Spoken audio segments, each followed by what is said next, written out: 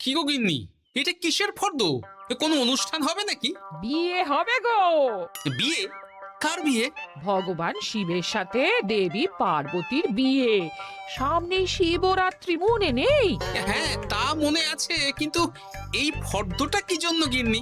আমি শিবরাত্রির দিন বিকেলে বাবার মাথায় দুধ ঢালতে যাব, তাই তোমাকে আগে থেকে লিখে দিলাম কি কি লাগবে। সব আগে আগে নিয়ে আসবে। হ্যাঁ, দেখি কি লেখা আছে। দুধ 1 সের, গঙ্গা জল, নারকেল, ঘি, মধু, দই, সন্দেশ, রসগোল্লা, আকন্দ ফুলের মালা, ধূপ, মোমবাতি, 108টা বেলপাতা, ধূত্র ফুল, নীলকণ্ঠ ফুল, লাল পাড় সাদা পাটের শাড়ি। ওরে বাবা, এত কিছু! হুম, এখন ওরে বাবারে মারে কিছু চলবে না, চলবে না। আর আগে থেকে লিখে দিয়েছি, আমি কোনো বায়না শুনবো না। হ্যাঁ, যদি না নিয়ে আসো তাহলে কিন্তু চলে যাব। হ্যাঁ, বলি, শিবরাত্রির দিন তো মেয়েরা বাবার মাথায় দুধ জল ঢালে বাবার মতন স্বামীর কামনায়। তা আমি তোমার স্বামী তো উপস্থিত, তাই এত কিছু। তোমার মঙ্গল কামনায় গো। তুমি আর বাড়তি কথা বলবে না, যা বলেছি সেদিন নিয়ে আসবে। হ্যাঁ, বেশ বেশ, ঠিক আছে বাবা, ঠিক আছে। তাহলে আমি এখনই যাই, সব দোকানে দোকানে বায়না করে আসি। সেদিন তো এইসব জিনিসের চাহিদা তুঙ্গে থাকে। হ্যাঁ, তা যাও, সেটাই বুদ্ধিমানের কাজ হবে। হ্যাঁ,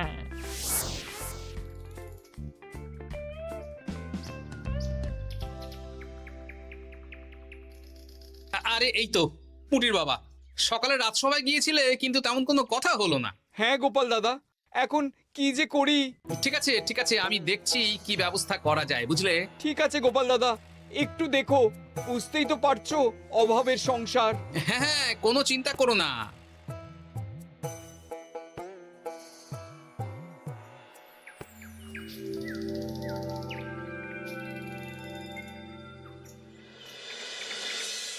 আচ্ছা, আজ তাহলে শিবরাত্রির আয়োজন নিয়ে আলোচনা হোক।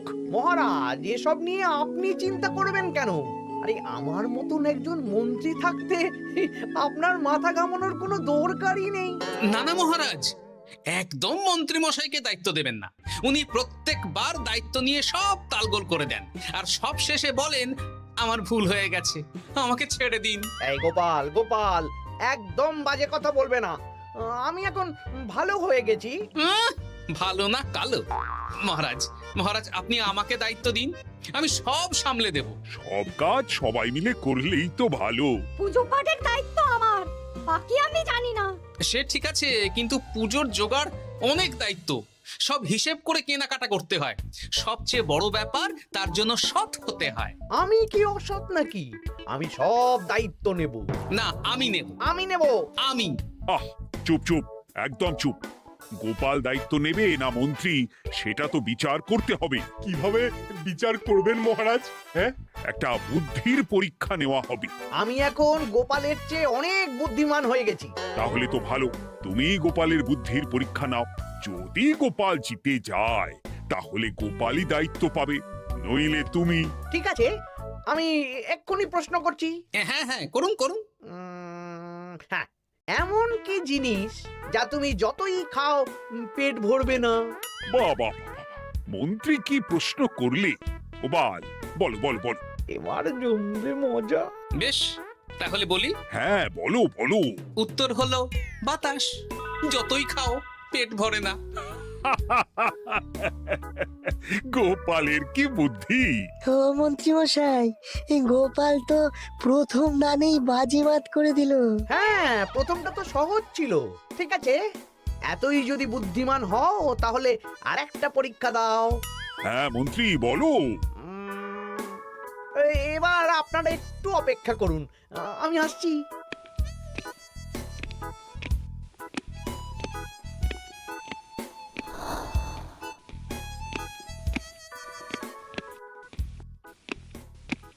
এই তো মন্ত্রী এসে গেছে, আবার হাতে একটা খাঁচা। এই নাও গোপাল, এই খাঁচায় একটি অদৃশ্য মুরগি আছে। তুমি যদি বুদ্ধিমান হও তবে এর মাংস রান্না করে আজ নৈশভোজে মহারাজকে খাওয়াতে হবে। যদি না পারো, দায়িত্বের দও পাবে না। বেশ, তাহলে দিন, আমি রাতেই আসছি, রান্না করে নিয়ে আসছি। আপনারাও সবাই হাজির থাকবেন কিন্তু।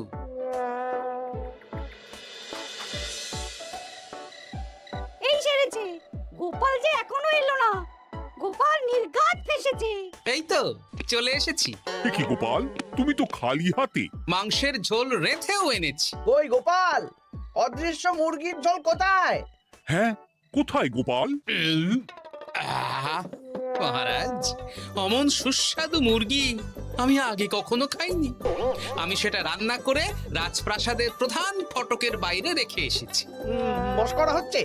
চলুন তো গিয়ে দেখি। হ্যাঁ, চলো তো।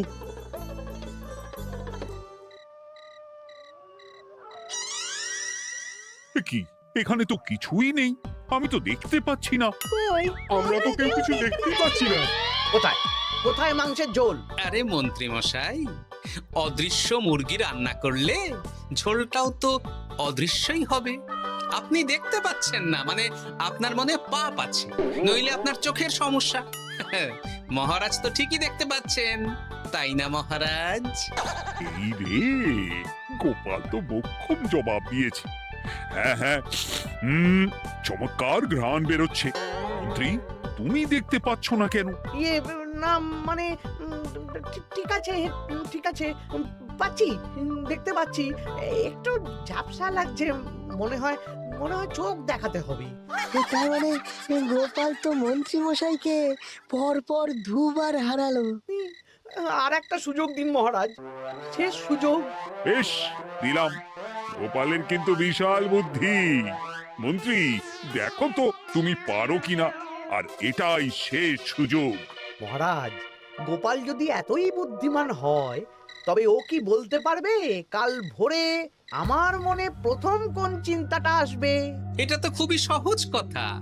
কাল ভোরে আপনার মনে প্রথম চিন্তা আসবে মহারাজ যেন দীর্ঘজীবী হন এবং রাজ্যের উন্নতি হোক। এই সেরেছে, এবার তো মহা ফাপড়ে পড়লাম। আমি যদি বলি না, এটা আমার চিন্তা ছিল না, তবে মহারাজের কাছে গর্দান যাবে। আর যদি বলি হ্যাঁ, তবে গোপালের বুদ্ধির কাছে আমাকে হার মানতে হবে। কি মন্ত্রী, বলো। হ্যাঁ, ঠিক বলেছ গোপাল, এটাই আমার চিন্তা ছিল। সাবাস গোপাল, সাবাস, কি তীক্ষ্ণ বুদ্ধি। তাহলে এই বুদ্ধির পরীক্ষায় বিজয়ী হলো গোপাল। জয় গোপালের জয়। তাহলে শিবরাত্রির পুজোর আয়োজনের দায়িত্ব এবার গোপালের। আমার আর কোনো চিন্তা রইল না। মহারাজ, গোপাল তো সব দায়িত্বই পেল, আমাকেও কিছু একটা দায়িত্ব দিন। আমিও একটা ঈশ্বরের সেবা করার সুযোগ চাই। আহ, তুমি তো হেরে গেলে। তাতে কি, ভালো কাজ করতে চাইছি, একটু সুযোগ দিন মহারাজ। বেশ, তাহলে তুমি গ্রামবাসীদের ভোগ প্রসাদ খাওয়ানোর দায়িত্বটা নাও। ধন্যবাদ মহারাজ। হ্যাঁ মন্ত্রী, মিলেমিশে কাজ করো, কিন্তু ঝামেলা করো না। না না, আমি সুষ্ঠুভাবে পালন করব। ঠিক আছে মন্ত্রী মশাই, তাহলে ওইটুকুই করুক, কিন্তু আমার কাজে কোনো বাধা দিতে আসবেন না। না না না, তোমার কাজে কোনো বাধা আসবে না। আমি ভোগ প্রসাদ বিতরণ, খাওয়া দাওয়া, এই সব ব্যাপারটা দেখব।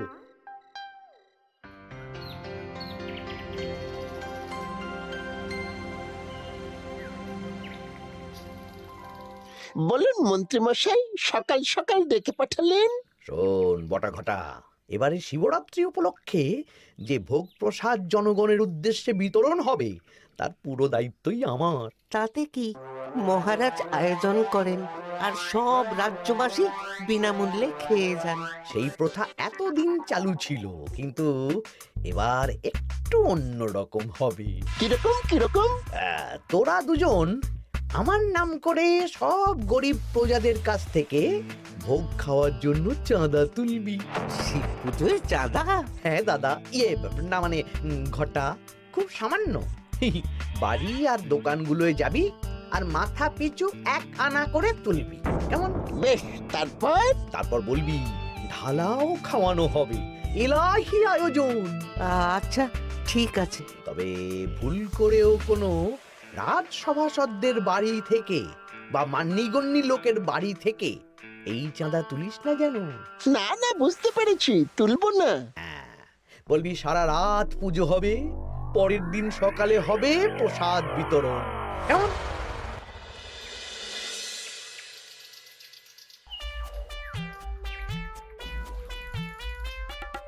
বলা, এবারে শিবরাত্রি উপলক্ষে যে পূজা হবে তার ভোগ প্রসাদ খাবে তো? হ্যাঁ নিশ্চয়ই নিশ্চয়ই। এবারে সব দায়িত্ব মন্ত্রী মশাইয়ের, এলাহি আয়োজন। তা তোমাদের বাড়িতে কতজন সদস্য? আমি আর আমার গিন্নি দুজন। তাহলে দুয়ানা দাও, এক আনা করে দুজন। আবার অর্থ দিতে হচ্ছে? হ্যাঁ, এলাহি আয়োজন, তাই এই সামান্য অনুদান। আচ্ছা বেশ, এই নাও দুয়ানা। চিন্তা করো না ভোলা, এমন খাওয়ানো হবে না। রাতের বেলা শিব পুজো আর পরের দিন সকালে জীব পুজো। বাবা বাবা বাবা, সব দোকানে দোকানে আমি যাচ্ছি, আর তুই লোকজনের বাড়ি বাড়ি যা। বেশ। রে, কত হলো? অনেক হয়েছে মন্ত্রী মশাই, এই দেখুন। বাবা বাবা বাবা, এক আনা করে নিয়েই তো থলে ভরে গেছে। হ্যাঁ, এবার হবে মাছের তেলে মাছ ভাজা।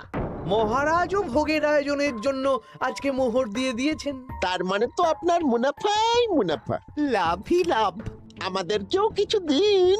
দেব দেব, এখনো কাজ বাকি আছে।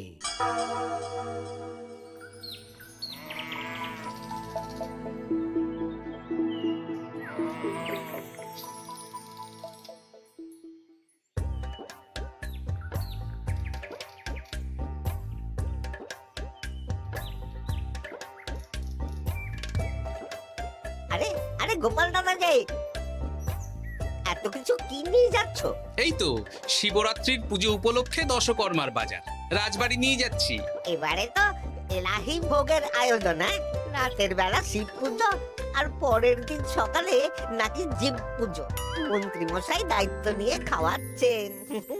না না, খাওয়ার আয়োজন তো এমন কিছু নয়। আমি যতদূর জানি ওই খিচুড়ি, আলুর দম, ছেঁচড়া, পায়েস, চাটনি আর একটা করে মিষ্টি।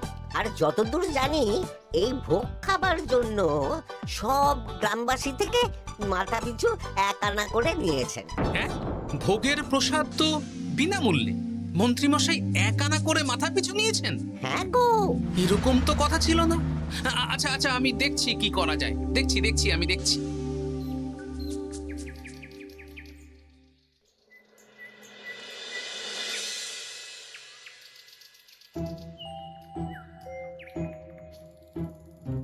ভায়া, বলছি তোমার কাছে মন্ত্রীমশাই এসেছিলেন?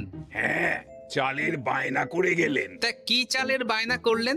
খুবই সাধারণ চাল, আমার দোকানে সবচেয়ে কম দামি চাল বলতে পারো। সে চাল তো আমি পুজোর দিন পাঠিয়ে দেব বলেছি। আচ্ছা, কেনাকাটার রসিদপত্র? না না, সেসব হয়নি, শেষে দেব। শোনো, মহারাজের আদেশ, মন্ত্রীমশাই যে চাল বলেছেন তার থেকে 5 গুণ উৎকৃষ্ট মানের চাল দেওয়া চাই।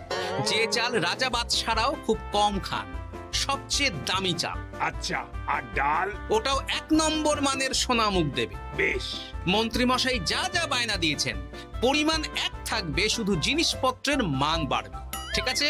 আচ্ছা ঠিক আছে। আর একথা মন্ত্রীমশাইকে জানানোর দরকার নেই, শুধু মোহরটা ওনার কাছ থেকে আদায় করে নিন। যেদিন খাওয়ানো হবে সেদিন বিকেলে যাবে, মানে শিবরাত্রির পরের দিন বিকেল। বেশ।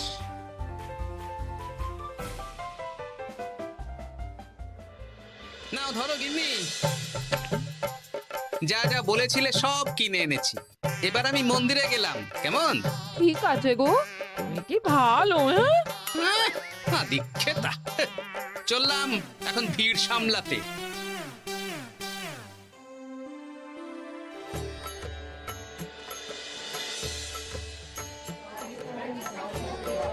একটু সারিবদ্ধভাবে দাঁড়ান, আপনারও সুযোগ আসবে।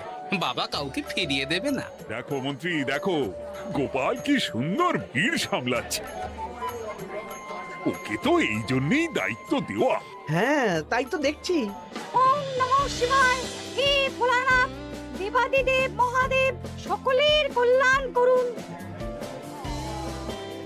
জয় দেবাদিদেব মহাদেবের জয়। হে ভোলেনাথ মহেশ্বর, মঙ্গল করো বাবা। জয় বাবা ভোলাদেব মহেশ্বরের জয়। তা তোমার শরীর এখন কেমন? এই তো বেশ ভালো আছি। সবই তোমার জন্য। তুমি না সাহায্য করলে ওই ওষুধ আমার পেটেই পড়তো না। না না, আমি তো নিমিত্ত মাত্র, সবই মহাদেবের ইচ্ছে। জয় বাবা মহাদেবের জয়। চলি গো। কাল ভোগ খেতে তাড়াতাড়ি চলে এসো।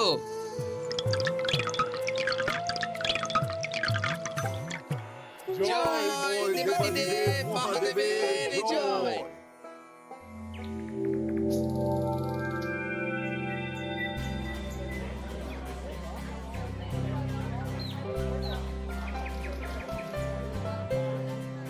সত্যি মন্ত্রী মশাইয়ের ভোগের প্রসাদ পেয়ে মনটা ভরে গেল।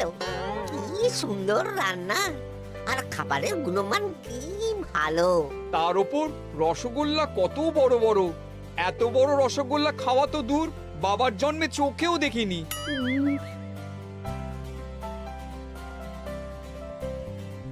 এই সেরেছে।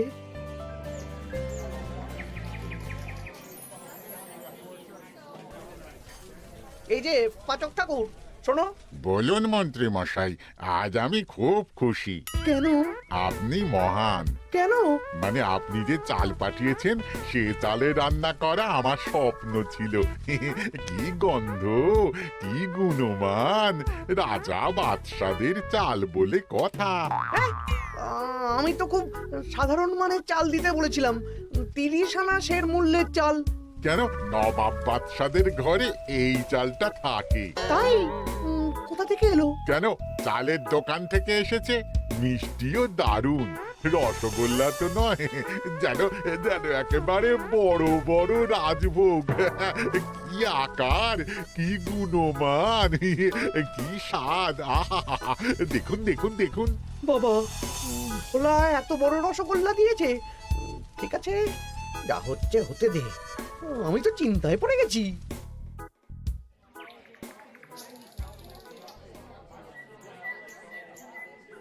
মন্ত্রী, তুমি কি করেছো? তোমার নামে তো সবাই সুখ্যাতি করছে। না না, এই আর কি। আমি যা অর্থ দিয়েছি এই আয়োজনের জন্য তো তার চেয়ে 5 গুণ বেশি মোহর লাগবে, কিন্তু তুমি কি করে করলে? মন্ত্রীমশাই সত্যিই ভালো হয়ে গেছেন। দেখো গোপাল, দেখো মন্ত্রী সত্যি বদলে গেছেন। সবই তো জনগণের সেবার জন্য। কে জানে বাবা, কি গড়বড় হয়ে গেল।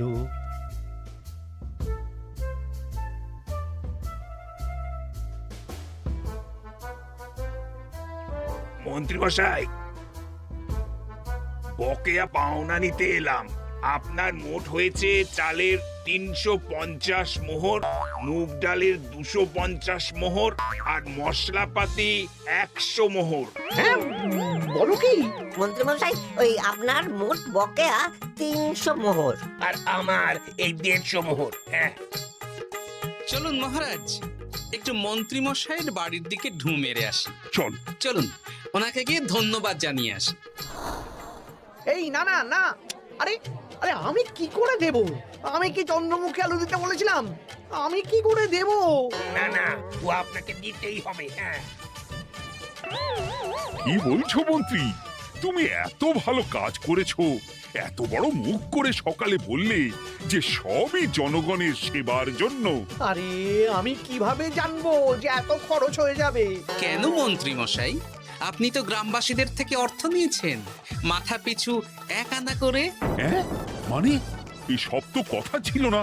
এই সেরেছে, গোপাল কি করে জেনে গেল? এসব কথা কি আর চাপা থাকে? আর সেই জন্যই তো আপনি ভালো মানের খাবার খাইয়েছেন।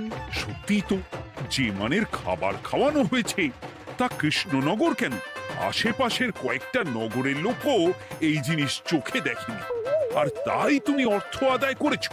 না মানে, আমি বুঝতে পারছি না, আমার অনুমতি ছাড়া এগুলো হলো কি করে? মন্ত্রী মশাই, বকেয়া পাওনা দিন, নইলে খারাপ হয়ে যাবে বলে দিচ্ছি। হয়ে গেল, আমি ভিখারি হয়ে গেলাম। অগিন্নি, মোহরের থলেগুলো নিয়ে এসো, গয়নাগাটি নিয়ে এসো। আমাকে পথে বসিয়ে দিল। কে কে আমার এত বড় সর্বনাশ করলো? আমি মন্ত্রী মশাই, আমি। আপনি যখন চাঁদা তুলে ভালো খাওয়াতে চাইছেন, তাই সবচেয়ে ভালো খাওয়ানোর ব্যবস্থা করে দিলাম, তাও আবার আপনার ঘাড় ভেঙে। আমার সর্বনাশ হয়ে গেল।